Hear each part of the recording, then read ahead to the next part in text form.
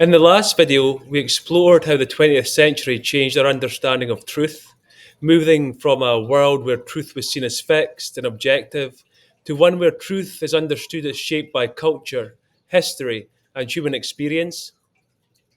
But this shift didn't just affect science and philosophy, it also transformed theology and led to one of the most critical theological developments of the modern era: contextual theology. That is a way of doing theology that recognizes that theology itself is shaped by culture, history, and lived experience. In this video, we'll explore how theology moved from being seen as a timeless and universal to something deeply shaped by lived experience.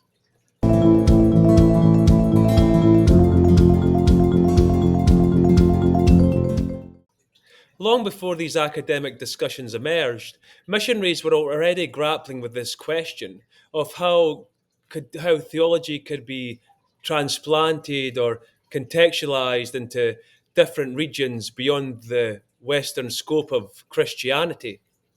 And by the early 20th century, as we know, Christianity had spread across Africa, Asia, and Latin America. But missionaries began to notice something.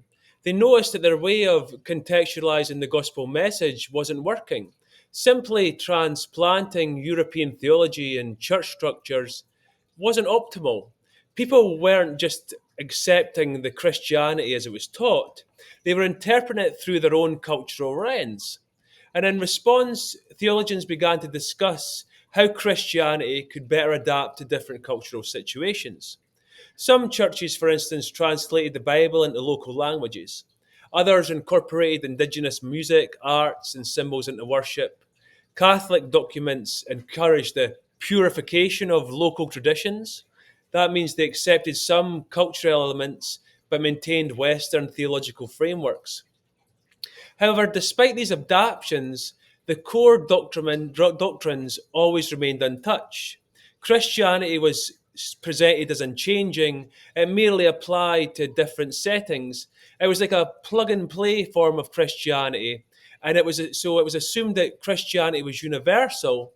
It just needed the proper cultural adjustments, hence the whole idea of you plug it into a different context and it plays. But in the mid 20th century, a more profound question arose, and that is, what if theology itself is shaped by human experience? Theologians started to realize that adapting Christianity to local cultures wasn't just about changing the packaging, it wasn't just about plugging it in and playing it in different regional and geographic contexts. It meant rethinking the entire process of theology itself. Now, one of the most groundbreaking shifts in this type of thinking was liberation theology that emerged in Latin America. And it was a theologian, a priest called Gustavo Gutierrez. He argued that theology must begin with human experience, especially the struggles of the poor and the oppressed. And he famously defined theology as this critical reflection on Christian practice in light of the Word. That meant that theology isn't just about abstract ideas, it must engage with real world struggles for justice. Now, at the same time that was happening, another movement took shape in the United States called the Black Theology of Liberation. And it was James Cone who argued that theology must be rooted in the experience of the oppressed. The particular context he was speaking about was black identity in the civil rights movement. And he was largely influenced by the black church tradition and black power movement. And Cone emphasized that theology is not neutral, but shaped by history and culture. Now, these movements shared a common realization that theology wasn't just a set of universal doctrines applied to the world, and that theology emerged within communities shaped by their own struggles, histories, and experiences. And now, this was a massive break from traditional theology, which, as I said, was a plug and play type of theology that assumed that truth was timeless and unchanging. But what came next pushed things even further. One of the most critical movements in this shift happened in the 1970s when a Taiwanese theologian named Shoki Coe introduced a new term. That term was contextual theology.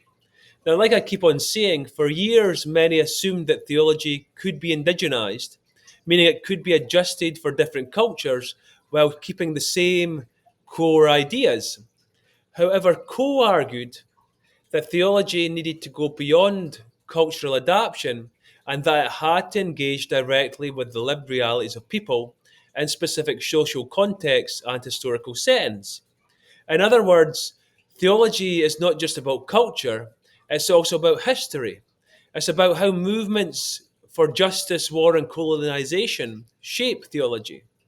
Theology is about social location, how race, class, belief, and power structures influence belief.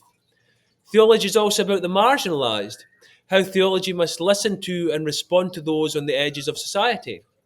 Now, this opened the door for new theological movements that took seriously the experiences of women, indigenous communities, and the oppressed, as people saw that theology was no longer just about interpreting the ancient texts and then trying to apply them to specific geographical and local situations. It was about engaging with human experience in specific historical moments. So, why does this all matter? Well, it matters because for centuries, theology was assumed to be fixed and universal, that Christian doctrine was timeless and simply needed to be applied in different settings. But contextual theology challenges that idea. It argues that theology is always shaped by human experience, by culture, history, and social reality. Now, as you can imagine, this raises some huge questions. If context shapes theology, then how do we distinguish between divine revelation and human interpretation? If truth is constructed, can anything be universally true?